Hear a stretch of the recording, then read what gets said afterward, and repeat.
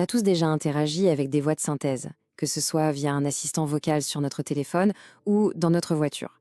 Mais la vraie quête, le saint Graal en quelque sorte, c'est de créer une voix artificielle qui soit non seulement parfaitement naturelle, mais aussi instantanée. Le but, ce n'est pas juste de sonner humain, c'est de pouvoir réagir et parler à la vitesse d'une vraie conversation. Et c'est la grande question en fait. Comment une machine arrive-t-elle à prendre un tas de données, un simple signal numérique, et à le transformer en une onde sonore riche, complexe, qui sonne comme une vraie voix humaine? Et le tout sans le moindre décalage qu'on pourrait remarquer. C'est tout le défi de la synthèse vocale en temps réel, et c'est absolument crucial si on veut avoir des conversations vraiment fluides avec une IA. Alors, voilà le programme pour aujourd'hui. On va d'abord s'intéresser à la toute dernière étape de la création d'une voix par IA. Ensuite, on verra comment on a réussi à passer au temps réel. Après ça, on va décortiquer l'anatomie d'un vocodeur neuronal, puis on abordera le fameux dilemme entre la latence et le débit. Et pour finir, on essaiera de se projeter un peu dans le futur de la synthèse vocale. Allez, on plonge dans le vif du sujet. Pour bien comprendre où on en est aujourd'hui, il faut d'abord jeter un œil en arrière. L'histoire des vocodeurs neuronaux, c'est une véritable course contre la montre pour résoudre un problème fondamental. Comment obtenir une qualité sonore exceptionnelle tout en étant ultra rapide?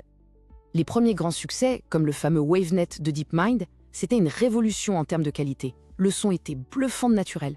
Le souci, c'est qu'ils étaient ce qu'on appelle autorégressifs. En gros, ça veut dire qu'ils généraient le son échantillon par échantillon. Chaque petit bout de son dépendait de celui qui venait juste avant. C'est super méticuleux, très précis, mais d'une lenteur. C'était tout simplement impossible à utiliser pour une conversation en direct. Du coup, les choses ont bougé très très vite. Après les modèles autorégressifs, on a vu arriver les modèles basés sur les flux, qui permettaient une génération en parallèle et donc beaucoup plus rapide. Puis sont arrivés les GAN, les réseaux antagonistes génératifs. Là, l'idée, c'est de faire s'affronter deux réseaux neuronaux pour qu'ils s'améliorent l'un l'autre. Et plus récemment, on a les modèles de diffusion, qui partent d'un simple bruit pour créer un son d'une qualité incroyable. Chaque étape a vraiment été un pas de géant vers ce but ultime, la rapidité sans jamais sacrifier la qualité sonore. Bon, maintenant qu'on a le contexte, passons à l'anatomie d'un vocodeur neuronal. Comment est-ce que ça marche concrètement?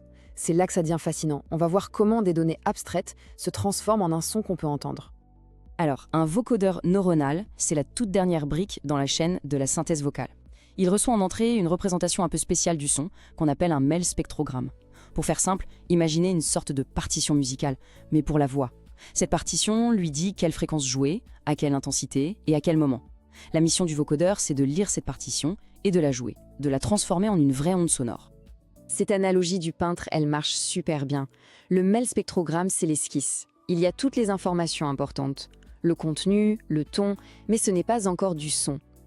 Le vocodeur neuronal, c'est l'artiste, qui vient ajouter tous les détails, la texture, la profondeur, toutes ces petites subtilités qui rendent une voix vivante et naturelle pour créer l'œuvre finale, l'onde sonore. Ok, regardons un exemple concret, l'architecture du modèle MS WaveAx. Le schéma peut paraître un peu complexe, mais l'idée de base est vraiment brillante. Alors en haut à gauche, on a le signal audio qui arrive. Et hop, il est tout de suite découpé par un filtre en 4 sous-flux, plus petit, de plus basse résolution. C'est la première étape, la décomposition. Ensuite, et c'est ça toute l'astuce, chacun de ces flux est traité en parallèle par son propre petit réseau de neurones. C'est beaucoup plus rapide que de traiter un seul gros flux. Et enfin, en bas à droite, ces 4 flux sont recombinés pour recréer l'onde sonore finale en haute qualité. C'est une application géniale du principe diviser pour mieux régner. Donc, pour résumer le processus, c'est assez simple en fait. D'abord, on décompose le signal. Ensuite, comme on le voit à l'étape 2, ces petits flux sont traités chacun de leur côté par le réseau de neurones. À l'étape 3, on les reconstruit en petites ondes sonores. Et à la fin, l'étape 4, un filtre de synthèse rassemble toutes les pièces du puzzle pour former le son final, complet et en haute fidélité. C'est vraiment cette approche de division du travail qui fait toute la différence. Et ça nous amène pile au cœur du problème pour les ingénieurs. Le fameux dilemme entre la latence et le débit. C'est le défi numéro 1 de la synthèse en temps réel. C'est un équilibre super délicat à trouver et c'est ça qui va déterminer si une voix d'IA peut être utilisée dans une conversation ou pas. Alors, c'est super important de bien faire la différence entre les deux. La latence, c'est le temps de réaction, c'est le petit délai avant que la voix commence à parler. Pour que ça soit fluide, il faut que ce soit quasi nul. Le débit, lui, c'est la vitesse de production. C'est combien de secondes de son la machine peut fabriquer en 1 seconde de calcul. Idéalement, on veut une latence très faible et un débit très élevé. Le problème, c'est que souvent améliorer l'un se fait au détriment de l'autre. Ce graphique, il montre ça parfaitement. L'axe vertical, c'est le facteur temps réel. Si ce facteur est en dessous de 1, ça veut dire qu'on est plus rapide que le temps réel, et c'est ce qu'on cherche. L'axe horizontal, c'est la taille des morceaux de son qu'on traite. Et regardez bien, si on traite de gros morceaux à droite, le facteur est bas, donc le débit est excellent. Mais ça veut dire qu'on a une grosse latence au début. Et à l'inverse, à gauche, avec de tout petits morceaux, la latence est faible, mais le facteur temps réel grimpe. Et la ligne bleue, celle de MS WaveX, elle est super intéressante, elle reste très basse, même à gauche. Ça prouve qu'il est excellent pour les applications qui ont besoin d'une réactivité quasi instantanée. 2,4%. Ouais, ce chiffre est juste dingue. C'est la taille du modèle MS WaveX par rapport au très connu iFigan. Il n'a besoin qu'une toute petite fraction des paramètres pour fonctionner.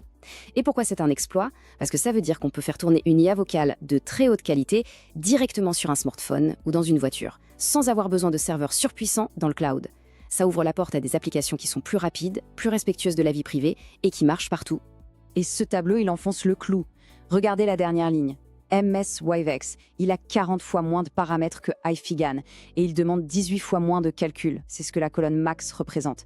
L'efficacité n'est pas juste un peu meilleure, on est carrément dans un autre monde. Et ça, c'est le résultat direct de son architecture intelligente de multiflux. Bon, avec une efficacité pareille, on est obligé de se demander « et après ? Où est-ce qu'on va avec tout ça ? Que se passera-t-il quand la voix de l'IA sera non seulement parfaite, mais aussi instantanée ? La technologie continue de repousser les limites de ce qu'on croyait possible. Là, les images sont vraiment parlantes. On a 2 spectrogrammes. À gauche, celui d'une méthode un peu plus ancienne. À droite, celui d'un modèle de dernière génération. Regardez la différence de clarté. La netteté de ces lignes horizontales bien définies. La structure est beaucoup plus propre. Et ça se traduit directement par un son de bien meilleure qualité, avec beaucoup moins de bruit ou de petits défauts. Et cette citation, elle résume tout. Au final, le but, ce n'est pas juste la performance technique, les graphiques, c'est de créer une expérience qui soit confortable et naturelle pour l'utilisateur. Dans une conversation, chaque milliseconde de retard, ça compte. L'objectif, c'est que discuter avec une voix de synthèse soit aussi simple et naturel que de parler à un autre être humain. Ok, si on devait résumer les points essentiels à retenir. Premièrement, les vocodeurs neuronaux, c'est l'étape finale, celle qui fait toute la qualité de la voix. Deuxièmement, on est passé de modèles lents à des architectures parallèles ultra rapides. Troisièmement, le grand défi, c'est toujours cet équilibre entre la latence et le débit. Et enfin, des innovations comme MS WaveX l'on montre que des architectures intelligentes peuvent nous donner à la fois la performance et une efficacité incroyable. Et on va finir là-dessus avec une question qui ouvre le débat.